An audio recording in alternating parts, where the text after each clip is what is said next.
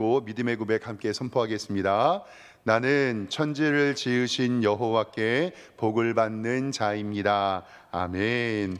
천지를 지으신 여호와께 복을 받는 우리 성도님들과 우리 교회, 우리의 기업 되기를 주님의 이름으로 축원합니다. 우리 말씀 보기 전에 인사 한번 하고 말씀 볼까요? 좌우 돌아보시면서 주님의 이름으로 사랑합니다. 이렇게 인사하겠습니다. 네, 오늘 예배 잘 오셨습니다. 하나님께서 복 주시고 은혜 내려주실 줄 믿습니다.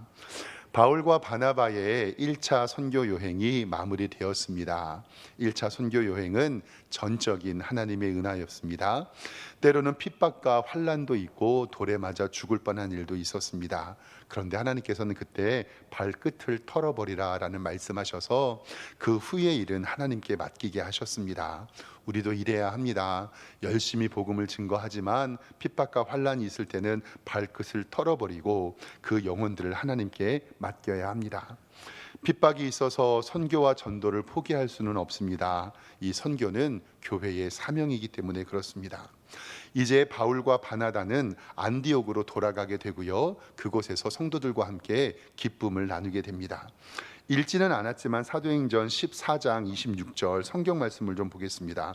사도행전 14장 26절 성경 말씀을 보면요, 거기서 배를 타고 안디옥에 이르니 그곳은 두 사도가 이룬 그 일에 대하여 전에 하나님의 은혜를 부탁하던 곳이다. 이 안디옥이 바로 선교라를 파송했던 곳이고요. 27절에 그들이 이르러 교회를 모아 하나님이 함께 행하신 모든 일과 이방인들에게 믿음의 문을 여신 것을 보고하고 28절에 제자들과 함께 오래 있으리라. 아멘. 그러니까 안디옥 지역에서 선교 보고를 하고 이제 그곳에서 신앙생활을 하고 있었습니다. 즉 안디옥에서 복음의 기쁨을 전하고 사도 바울과 바나바는 두 번째 선교 여행을 준비하고 있었습니다. 근데 여기에서 하나의 문제가 좀 터집니다. 왜냐하면 이 할례에 관한 문제로 인하여서 유대 사람들이 안디옥을 찾아와 가지고 문제를 제기하게 되는 겁니다. 선교를 하면은요, 그때 당시에는 어떠한 틀이 확립되었지 않았기 때문에 서로 의견의 다툼들이 있었거든요. 그때 바로 문제가 되었던 것이 바로 할례의 문제였습니다. 바울과 바나바는 할례는 구원과 상관없고 할례를 받지 않아도 구원받을 수 있다고 가르쳤습니다. 그러나 기존의 유대인들은 질서에 따라서 할례를 꼭 받아야 한다고 주장합니다. 예수님 믿고 구원을 받았지만 우리의 역사를 통해서 할례를 받지 않으면 안 된다라고 주장했고, 그래서 이제는 사도 바울과 이 바나바는 총회를 요청하게 됩니다. 오늘 말씀은 예루살렘 총회를 몇 번으로 살펴보면서 우리 기독교 총회, 교회에는 의회, 그리고 공동의회, 그리고 노회, 이런 것들을 좀 살펴보면서 교회론을 좀 배우도록 하겠습니다. 오늘 말씀을 통해서 우리가 첫 번째로 꼭 기억해야 될 것은 뭐냐면, 하나님의 교회의 총회는 교회의 순수성을 지키고 이단을 처단해야 한다는 것을 성경은 이야기하고 있습니다. 지금 초대교회의 할례의 문제는 유대교 안에서 해결된 문제입니다. 왜냐하면 유대인들이 예수님을 믿는 것이 할례 때문에 문제가 되지 않았습니다. 그들은 다 할례를 받았지만 예루살렘과 유대 지역 이방인들은 예수님을 믿게 되었어도 그들은 할례를 받는 것에 대한 부담이 없었고 문제 삼지 않았습니다. 우리가 계속 사도행전의 말씀을 바라보면서 사도행전 8장에 빌립이 사마리아 전도를 했잖아요. 거기도 유대 땅이었는데 내시에게 세례를 베풀 때 할례를 줬다는 기록이 없고요. 사도행전 10장에 우리 성도님들 잘 아는 고넬료 백부장 이야기 들으셨죠? 베드로가 하늘에서 보자기에 못 먹는 음식이 올라갔다 내려갔다 3번 연속했던 것. 그때 고넬료 가정을 방문했을 때도 할례가 아닌 세례를 베풀고 하나님의 은혜의 선물을 주었습니다. 이것은 사도행전 11장 16절과 18절에 기록되어 있는데 잠깐 화면 보게서 말씀 보겠습니다. 이제 고넬료에게 세례를 베풀었던 일들인데 보세요. 내가 주의 말씀에 요한은 물로 세례를 베풀었지만 너희는 성령으로 세례를 받으리라 하신 것이 생각난도라. 그런즉 하나님이 우리가 주 예수 그리스도를 믿을 때에 주신 것과 같은 선물을 그들에게서 주셨으니 내가 누구이기에 하나님을 능히 맡겠느냐 하더라. 18절에 그들이 이 말을 듣고 잠잠하여 하나님께 영광을 돌려 이르되 그러면 하나님께서 이방인에게도 생명을 얻는 회개를 주셨도다 하니라. 아멘. 즉 고넬료의 가정과 고넬료의 식구들에게 세례를 베풀었습니다. 그때는 할례를 주지 않아도 아무도 그것을 문제 삼는 일이 없었습니다. 유대인 안에서는 할례가 문제가 되지 않았지만 이방인에게도 할례를 주지 않고 복음을 전파했습니다. 왜냐하면 하나님께서는 그 할례의 중요성을 율법을 파하시고 이제는 예수 그리스도를 통한 구원을 우리에게 알려주셨기 때문입니다. 그러면 여기서의 문제가 뭐냐면요, 사도 바울과 바나바가 이방인에게 복음을 전합니다. 근데 이방인들이 아니 목사님, 유대인들은 할례를 받았는데 왜 우리는 할례를 주지 않습니까? 이러한 질문이 아니었어요. 이런 질문이 아니라 오늘 말씀 15장 1절 말씀 좀 성경을 보겠습니다. 성경 1절에 보면 이렇게 기록해요. 어떤 사람들이 유대로부터 내려왔다라고 기록되어 있는데, 유대라고 이야기하는 것은 예루살렘을 이야기하거든요. 그러니까 어떤 사람들이 유대 예루살렘부터 안디옥까지 내려와서 형제들을 가르치는데 이렇게 가르칩니다. 너희가 모세의 법대로 할례를 받지 아니하여 능히 구원을 받지 못하니라. 즉 할례를 받지 않아도 구원을 받는다는 것을 다 가르쳤는데 본토인 예루살렘에서 사람들이 와가지고 야 너네 할례 안 받으면 구원 못 받아라고 이야기를 하는 겁니다. 이제 예수 그리스도를 통하여 행위 언약에서 우리는 은혜의 언약으로 바뀌었습니다. 예수님을 믿으면 구원을 얻는데 유대인들이 예수님을 믿으면 할례를 받아야 한다고 먼저 문제를 제시하고 나온 것입니다. 지금도 율법을 지켜야 구원을 받는다고 주장하는 이단들이 있습니다. 그들은 고기도 먹지 않고요, 주일이 아닌 안식일 즉 토요일에 예배를 드리고 지금도 안식일을 지켜야 구원을 얻는다고 주장하는 사람들도 있습니다. 사랑하는 성도 여러분, 근데 우리는 바른 것을 배워야 합니다. 우리의 구원, 예수 그리스도의 죽음과 부활, 이것이 율법의 완성이고 성소의 휘장이 찢어지며 예수님께서 십자가에 못 박혀 죽으셨고 예수님은 잠자는 자들의 첫 열매가 되어주셔서 우리는 더 이상의 구약의 제사를 드리지 않고 예수 그리스도의 보혈의 능력으로 우리는 구원을 얻는 것을 우리는 믿습니다. 그런데 교회 안에서요, 이것이 아니라 율법을 지켜야 구원을 얻는다고 이야기하는 이단의 목소리가 나타나게 된 것입니다. 우리 교회도요, 저도 늘 하나님 앞에 기도하면서 하나님 우리 교회를 이단에서 지켜 보호하여 주십시오라고 기도를 합니다. 이제 벌써 한참 지난 일인데요, 벌써 10년, 20년 전에 신천지라는 이단에서요, 산 옮기기 전략이라는 게 있었어요. 그게 뭐냐면 교회에 건물이 있고 교회가 든든히 섰어요. 근데 교회가 어떠한 이유로 흔들리는 교회 있잖아요. 그럼 여기저기 소문을 낳고 다니면서 그런 교회를 찾아냅니다. 예를 들어서 어떤 한 교회 성도님들이 한 20, 30명 된다고 해요. 그러면 그 교회를 먹으려고 이것들이 작정을 합니다. 1년에서 2년 동안에 그 교회를요 계속 등록을 해요. 그래서 한 50명에서 70명이 등록을 합니다. 그리고 나서 얘네들이 숫자적으로 기존에 있는 성도들보다 새로운 성도들이 어떻게 돼요? 더 많아지게 되잖아요. 그러면 교회에 분란을 일으킵니다. 교회에 분란을 일으키는 것 중에서 가장 좋은 분란, 그들의 입장에서는 뭐냐면 목사님을 통해서 여자 문제를 일으키는 것입니다. 실제로 있었던 일이에요. 한 3, 40명은 기존의 성도고 7, 80명은 새로운 성도들입니다. 이것들은 다 이단들이죠. 그러니까 여기에서 여자 문제를 일으켜요. 목사님 방을 똑똑똑 하고 두드립니다. 목사님 상담이 있습니다. 안에 들어가서 상담 좀 받겠습니다. 그리고 목사님 방으로 들어갑니다. 그리고 옷을 풀어 헤치고 뛰쳐나오면서 이렇게 얘기합니다. 목사님이 나를 겁탈하라고 했다. 난리가 납니다. 그리고 목사님을 쫓아낼 계획을 세웁니다. 그리고 이전에 담임 목사님을 쫓아냅니다. 그리고 나서 새로운 담임 목사님을 부를 때 이전의 성도보다 이후에 들어온 성도님들이 더 많잖아요. 그러니까 이 사람들이 자기가 원하는 사람들을 담임 목사로 초청해서 그 교회를 신천지 교회로 바꾸는 일. 그래서 얘네들이 이걸 뭐라고 하냐면요, 산 옮기기 전략이라고 합니다. 근데요, 실질적으로 이 같은 일을 통해서 넘어간 교회들이 상당히 많아요. 걔네들이 끝없이 계속 그래서 교회 안에서 바라봤을 때 목사님들이 늘 예의주시하고 그런 성도들을 바라봅니다. 바른 믿음을 가졌는지. 일반적으로 이단은 이렇거든요. 자기가 사는 집을 오픈하지 않고요, 등록 신방을 받지 않습니다. 그리고 10의 1조와 헌금을 내지 않고요, 그냥 성도의 수만 부풀리게 되어 있거든요.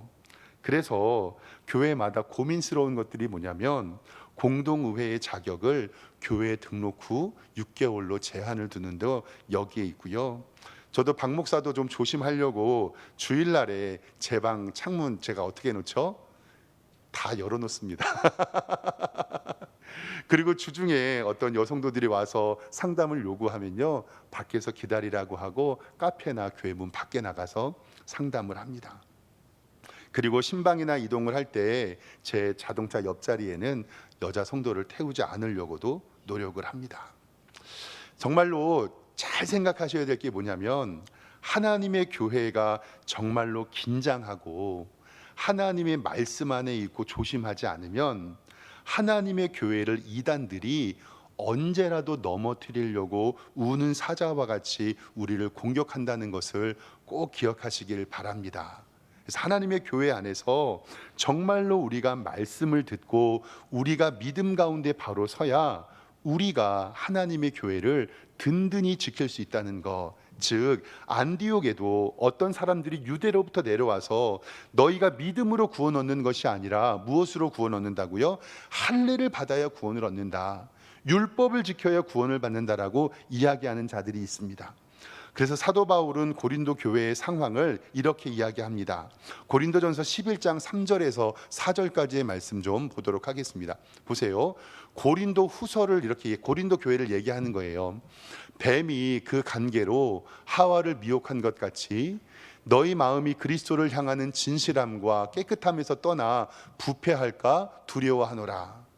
만일 누가 가서 우리가 전파하지 아니한 다른 예수를 전파하거나, 혹은 너희가 받지 아니한 다른 영을 받게 하거나, 혹은 너희가 받지 아니한 다른 복음을 받게 할 때에 너희들이 거절했어요, 용납했어요?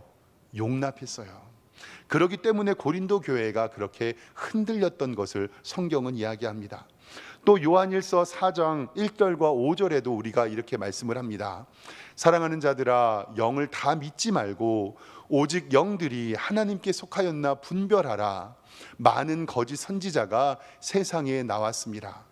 그들이 세상에 속한 고로 세상에 속한 말을 하매 세상이 그들의 말을 듣느니라 라는 말씀을 통해서 우리가 영 분별하라고 우리에게 말씀합니다. 그래서 목사님들마다요, 요즘 교회에 자기 교회를 어떻게 소개할까 고민이 많거든요. 그래서 우리 교회도 주보에 보면요, 맨 끝에 교회 소개 이렇게 해놓은 거 보이시죠? 반석에서 샘이 솟아 나오는 것처럼 하나님의 풍성한 은혜와 사랑을 누리며 영원히 목마르지 않는 기쁨을 누리는 교회입니다. 그리고 나서요, 우리 교회가 속해 있는 교단과 노회를 소개하고요, 이래도 의심하는 사람들이 있어서 우리 교단에 있는 교회 이름을 적어 놓았고, 그리고 제가 졸업한 학교를 신학교를 적어 놓은 이유가 우리 교회는 건강합니다 라는 이유를 알려드리기 위함입니다. 정말로 교회들이 이단에 빠지지 않도록, 이단에 침입하지 않도록 우리 성도님들의 많은 기도해 주시기를 주님의 이름으로 부탁드립니다. 두 번째로는요, 이렇게 어떤 사람들이 왔을 때 이 사람들이 했던 정책이 뭐냐면, 목회자와 성도 사이를 이간하고요, 성도와 성도 사이를 이간하는 일을 했다라는 사실입니다. 신앙생활을 하다 보면 하나님께 시험 드는 성도는 별로 없습니다. 사람에게 시험 듭니다. 때로는 목회자에게, 때로는 성도에게 시험 드는 사람이 의외로 많습니다. 사랑하는 성도 여러분, 믿음으로 권면합니다. 사람 보지 마시고 주님 바라보시면서 신앙생활 하시기를 주님의 이름으로 축원합니다. 아멘. 목회자와 성도, 성도와 성도 사이를 갈라놓는 마귀를 조심하시고 믿음으로 우리는 이겨야 됩니다. 저도 목사고 목회자고 우리 성도들을 자녀로 생각합니다. 자녀가 어릴 때 엄마에게 와서 이렇게 얘기합니다. 엄마, 형이 나를 때리고 욕했어요. 나를 두들겨 팼는데요, 형 좀 혼내주세요. 형이 그렇게 이야기하니까 엄마가 동생에게 가서 이야기합니다. 형에게 가서 이야기합니다. 너 정말 동생 때렸니? 아니 엄마, 나 안 때렸어요. 저 동생이 거짓말하는 거예요. 그럼 사랑하는 성도 여러분, 엄마가 여기에서 누구 편을 들어야 합니까? 아니면 사실관계를 확인해야 됩니까? 부모가 자녀들의 편을 들 수 없지요. 왜냐하면 모두가 엄마의 자식이기 때문에 그렇습니다. 교회 안에서 그리스도의 사랑으로 온전해지기를 원하는데 이 할례의 문제를 따지러 유대인에서 안디옥으로 온 사람이 과연 누구일까라는 질문이 좀 들었습니다. 사도행전을 공부하면서 좀 연구를 좀 해보았는데요, 이때 이 사람들이 이야기했던 건 뭐냐면요, 이 사도 바울에게 와서 거짓말을 했어요. 뭐라고 거짓말을 했냐면, 내가 예루살렘에서 야고보 사도가 보내서 여기에 왔습니다라고 속된 말로 구라를 친 겁니다. 그 이야기가 어디 나오냐면 갈라디아서 2장 12절 말씀에 사도 바울이 갈라디아서에 쓴 편지에 나와요. 뭐라고 이야기하냐면, 야고보에게서 온 어떤 이들이 오늘 이 상황을 얘기하는 거예요. 이르기 전에 게바가 이방인과 함께 먹다가 그들이 오매 그가 할례자들을 두려워하여 떠나서 물러갔다라고 이야기하는 것이 누구냐면 바로 그들이 야고보에서 왔었다라고 이야기를 합니다. 근데 오늘 말씀 15장 24절 나중에 보았지만 이게 이제는 사도 바울이 예루살렘 총회에 가서 야고보에게 확인해요. 뭐라고 얘기하냐면 보세요. 들은즉 우리 가운데 어떤 사람들이 우리의 지시도 없이 나가서 말로 너희를 괴롭게 하고 마음을 혼란하게 한다 하기로. 이 말이 뭐냐면 어떤 사람들이 와서 할례를 받아야 구원 얻는다고 말했는데 얘네들은 누가 보냈다고 오는 거예요? 야고보가. 근데 야고보 사도는 보낸 일이 있어요, 없어요? 없어요. 만약에 이 일을 통해서 야고보 사도가 보냈다라는 말을 듣고 야고보 사도의 관계에 문제가 생겼으면 이 안디옥 교회는 문제가 생길 수 있었습니다. 지금도요, 교회 안에 이런 사람들이 있습니다. 우리 교회 말고 저기 이 사람한테는 이 말하고 저 사람한테는 저 말하고 성도와 성도 사이에, 목회자와 성도 사이를 이간게 하려는 나쁜 놈들 사탄의 무리들이 있습니다. 그럴 때 저도요, 어떻게 편들기가 어렵습니다. 다만 목회자는 무엇만 할 뿐이죠? 기도만 할 뿐입니다. 정말 기도만 할 뿐입니다. 사랑하는 성도님들, 정말 부탁드립니다. 누가 내게 와서 이런 말 저런 말 하면 호응해 주지 마십시오. 이렇게 이야기하십시오. 성도님, 교회에서는 그런 얘기 하는 것 아닙니다. 그만하십시오. 목사님께서 그 얘기 듣지도 말라고 하셨습니다. 우리 교회는 무조건 사랑으로 하나가 되어야 합니다. 잘 생각해 보세요. 선교하고 돌아와서 복음을 증거하는 것만으로도 바쁜데 율법의 문제로 야고보 사도가 보냈다는 말로 그들을 미워하는 이단의 문제를 통해서 얼마나 사도 바울이 할 일이 많은데 바쁩니까? 결국 사도 바울이요, 이 문제를 해결하지 못하고 예루살렘 총회를 열어서 이 문제를 해결하고자 합니다. 오늘 말씀 성경 15장 2절 보겠습니다. 15장 2절에 보면 안디옥에서 있었던 일이에요. 바울과 및 바나바와 그들 사이에 적지 아니한 다툼과 변론이 일어났습니다. 뭐 때문에? 할례의 문제 때문에. 어떤 사람들이 또 이렇게 말하죠. 아이, 목사님, 야고보 사도가 보냈다는데 한번 말 들어보시죠. 아니라고 해서 선교의 문제가 아니라 할례의 문제 때문에 싸웁니다. 형제들이 이 문제에 대하여 바울과 바나바 및 그 중에 몇 사람을 예루살렘에 있는 사도와 장로들에게 보내기로 작정합니다. 이게 뭐냐면 안디옥 교회 안에서의 문제가 해결되지 않으니까 그러면 사도 바울 목사님, 그 예루살렘 교회에 가서 야고보 사도를 만나고 베드로를 만나고 거기에서 총회를 열어서 이 문제를 해결해 주십시오라고 성경에 이야기하고 있는 것입니다.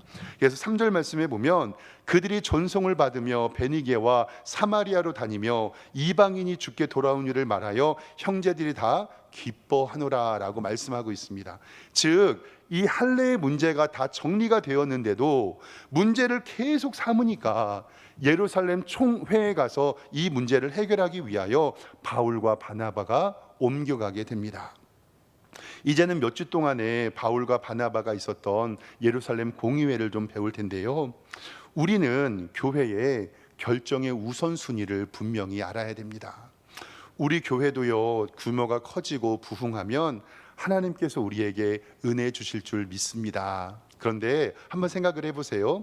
봉사가 그리고 하나님 앞에 일하는 것들이 이렇게 좀 얽힐 때가 있어요. 그러면 사랑하는 성도 여러분, 내가 이 봉사와 이 봉사와 저 봉사와 저 사역이 이렇게 겹칠 때 우리 가운데서 결정의 가장 큰 우선순위는 뭐가 되어야 할까요? 가장 우리의 우선순위는 예배가 되어야 합니다. 정말 어느 자리에서 봉사하시든 주차 봉사를 하던 안내를 하던 식당 봉사를 하던 어떠한 봉사를 하든지 우리 성도님들 사이에서 가장 우선이 되어야 할 것은 예배임을 꼭 아시기를 바랍니다. 내가 식당 봉사를 하더라도 시간을 딱 보고 5분만 하면 끝날 것 같아요. 근데 예배 시간이 겹쳐요. 그러면 그 다듬던 팔을 내려놓고 어디에 와야 되죠? 예배당에 오셔야 됩니다. 주차 봉사를 하더라도 시계 보니까 아무것도 예배보다 우선시 될 수 있는 것은 없다는 걸 꼭 기억하세요. 내가 아무리 교사로 봉사하고 내가 헌신하더라도 내가 드리는 예배와 하나님 앞에 하는 봉사는 엄연히 다른 것입니다. 내가 봉사를 하기 위해서는 내가 먼저 영적으로 충만하여져야 되기 때문에 사랑하는 성도 여러분, 결정의 우선순위를 예배로 꼭 하시기를 정말 주님의 이름으로 축원합니다. 교회 안에요, 오늘 말씀은 할례로 인하여서 문제가 생겼잖아요. 이 문제를 해결하기 위해서 교회는 많은 고민을 할 것입니다. 저도 기도하면서 어떤 결정을 내릴 때 담임 목사는 최종 결정을 하는 사람이잖아요. 그것을 기도하면서 하나님께 간구합니다. 그러면 사랑하는 성도 여러분, 교회에 어떤 결정을 내릴 때 최종적인 권위가 되는 것이 무엇일까요? 바로 하나님의 말씀입니다. 그 말씀이 과연 우리가 어떤 일을 할 때 하나님의 말씀의 기준이 되는가를 고민하고요. 두 번째로는 그것을 할 때 우리에게 득이 되는가를 고민해야 됩니다. 득이 되는가를 고민하면은 그것이 올바르지만 우리에게 덕이 되는가도 고민해야 됩니다. 다시 한번 정리하면요, 하나님의 말씀의 기준으로서 이것이 득이 되는가, 그리고 교회의 덕이 되는가, 그리고 마지막으로는 하나님의 교회의 역사는 이것을 어떻게 말하고 있는가. 그리고 나서도 이것도 옳고 이것도 옳아요. 그러면 이것도 옳고 이것도 옳을 때는 성도들 안에서 무엇으로 결정해야 됩니까? 그때 하나님의 교회에 공동 의회가 있는 것입니다. 이제 예루살렘 총회를 통해서 바울과 바나바는 회의를 하러 가잖아요. 할례 문제를 이제 정리를 할 텐데, 그래서 다음 주에는 목사님들의 모임인 총회와 노회와 당회에 대해서 좀 살펴보고 우리 성도들의 모임인 공동의회와 재직회를 좀 살펴볼 건데요. 여기에서 꼭 중요한 것은 뭐냐면 총회와 공동의회와 그리고 우리의 재직회에서 결정된 사항이 딱 정해졌어요. 그러면 딴 말 하면 됩니까? 안 됩니까? 안 됩니다. 공동의회에서 결정된 일이 혹시 부담스럽고 잘못 들을 때는 또 다음에 공동의회 때 우리는 의견을 내야 되는 것입니다. 왜냐하면 할례의 문제 때문에 선교의 현장에서 안디옥에서 서로 다툼이 있었잖아요. 이 문제를 해결하기 위해서 총회로 문제를 가져갔어요. 총회에서 결정한 대로 교회는 어떻게 해야 되죠? 순종해야 되기 때문에 그렇습니다. 우리 교회도 하나님께서 이제 은혜 주셔서 많은 일들이 일어날 것이라고 생각됩니다. 저는 우리 교회가 어떠한 일을 결정할 때 첫 번째 예배 중심, 그리고 두 번째 말씀 중심, 그리고 나서 뭐 득이 되는가 덕이 되는가 역사가 어떻게 되는가를 생각을 할 때 그 다음에 중요한 것은 뭐냐면 공동체회에서 성도들이 모여서 의결한 이 결정이 최종의 권위를 갖는다는 것을 기억하면서 우리 교회가 하나님이 보시기에 든든히 서가는 복된 교회가 될 수 있도록 하나님께서 복 내려 주시기를 주님의 이름으로 축원합니다. 기도하겠습니다. 하나님 아버지, 교회가 든든히 세워지기를 소망합니다. 안디옥 교회도 이 할례의 문제에 대해서 시끄럽고 어지러웠습니다. 그때 하나님의 말씀이 무엇인지, 그리고 이것이 어떤 총회의 결정인지 순종하게 하여 주셨고, 우리 교회도 이제 앞으로 부흥하고 계획하며 준비하면서 예배의 우선, 말씀의 우선, 그리고 공동체의 결정에 순종하며 하나님의 뜻을 구하는 우리 모든 성도들 될 수 있도록 인도하여 주시옵소서. 감사드리고 예수 그리스도의 이름으로 기도드리옵나이다. 아멘.